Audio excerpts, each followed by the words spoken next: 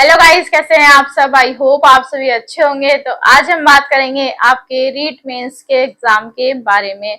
तो अब आपके पास में बहुत कम टाइम बचा है, तो इन बचे हुए महीनों का किस तरह से यूटिलाइज करें कि इस बार आपका सिलेक्शन निश्चित रूप से हो जाए। क्योंकि मेरे बहुत सारे साथी ऐसे हैं जिनका पिछली बार भी सिलेक्शन हुआ था, डीवी कॉल हुआ था, पर फाइनल रिजल्ट में सिलेक्शन नहीं हो पाया। और कुछ साथी ऐसे हैं जो कुछ मार्क्स से डीवी के लिए भी रह गए थे। तो अब आपकी क्या स्ट्रेटेजी होनी चाहिए कि इस बार आपका सिलेक्शन निश्चित रूप से हो। तो अभी आपको क्या करना है, अभी तक आप अपना सिलेबस कवर कर चुके होंगे, और अगर अभी कुछ सिलेबस आपका बाकी है तो कोई प्रॉब्लम नहीं है। आपको क्या करना है, एक अच्छी सी टेस्ट सीरीज लेनी है। हो सके अगर आप जयपुर जा सकते हैं तो इन बचे हुए महीनों के लिए आप जयपुर भी जा सकते हैं, क्योंकि अब आपके पास में अक्टूबर, नवंबर, दिसंबर और जनवरी में आपका एग्जाम है।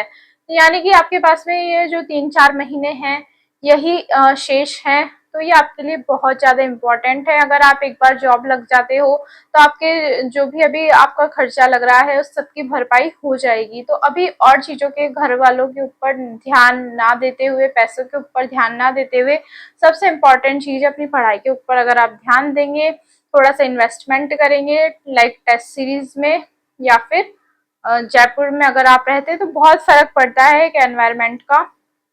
तो अगर आप चाहें तो आप कलाम की ऑफलाइन टेस्ट सीरीज ले सकते हैं। कलाम है, और भी बहुत सारी कोचिंग है जो टेस्ट सीरीज अच्छी प्रोवाइड करवाती हैं। पर रीट के लिए मैं सजेस्ट करना चाहूँगी कलाम की टेस्ट सीरीज। इसके अलावा अगर आप जयपुर नहीं जा सकते हैं तो आपको क्या करना है, आपकी ही सिटी में लाइब्रेरी में ही रहना है। अब ये बचे हुए महीनों में आपको लाइब्रेरी में ही रहना है, सिर्फ खाने और सोने के लिए घर आना है। अगर आप ये रूटीन अपना फॉलो करोगे और किसी भी पर ध्यान नहीं दोगे, ये सोचोगे हाँ मुझे बस लगना है, तो आपका सिलेक्शन निश्चित रूप से हो सकता है। आपको एक टेस्ट सीरीज लेनी है, अच्छी सी टॉपिक वाइज टेस्ट सीरीज। उस टेस्ट सीरीज में आपका क्या होगा, सिलेबस भी कवर होता जाएगा और आपकी गलतियां भी आपको पता लगती जाएंगी। तो जो भी आपकी गलतियां हैं उनको साथ ही साथ में नोट डाउन करें। जो आपको क्वेश्चन नहीं आया उस क्वेश्चन को कहीं पर लिखें, या फिर अपना जो आपका उस सब्जेक्ट का रजिस्टर है उसी में ही नोट डाउन करें, उसको हाईलाइट करें। और दोबारा जब आप उसका पढ़ेंगे, उसका रिवीजन करेंगे, तब आपको सिर्फ हाईलाइटेड पॉइंट्स ही पढ़ने हैं। यानी कि आपको पूरे नोट्स बार बार पढ़ने की जरूरत नहीं है, आपको हाईलाइटेड पॉइंट्स पढ़ने हैं। जिससे क्या होगा, आपका टाइम बचेगा और आप एक दिन में रिवीजन कर सकते हो एक सब्जेक्ट का।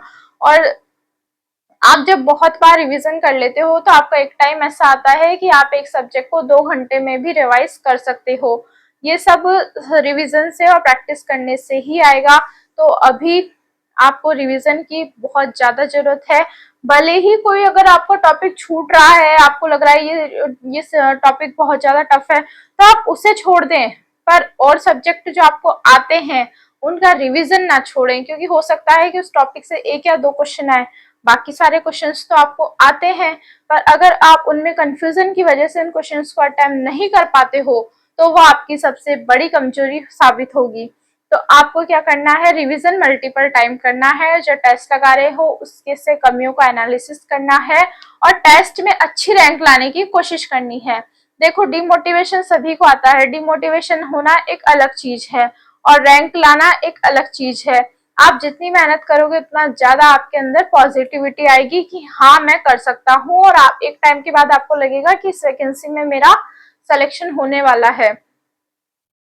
तो जब आपका सिलेक्शन होने वाला होता है आपको वाइब्स आ जाती हैं कि इस बार हो जाएगा। थोड़ा सा पेपर के लेवल के ऊपर डिपेंड करेगा। अगर आप यहाँ पर, अगर आपको थोड़ी बहुत भी घबराहट होती है एग्जाम में बैठते टाइम, या फिर आप ओएमआर शीट को गलत भर देते हो, तो उन सब चीजों से बचने के लिए मेरा मानना है कि आपको ऑफलाइन टेस्ट सीरीज लेनी चाहिए ऑनलाइन की बजाय। और जिन साथियों को ऑफलाइन में कोई दिक्कत नहीं है पेपर देने में, वो ऑनलाइन टेस्ट भी लगा सकते हैं। पर पूरी ईमानदारी के साथ पेपर दें और पूरी मेहनत करें, पूरी लगन से अगर आप तैयारी करेंगे तो आपका सिलेक्शन जरूर होगा। Thank you so much. Channel पर नए हैं, चैनल को जरूर सब्सक्राइब करें।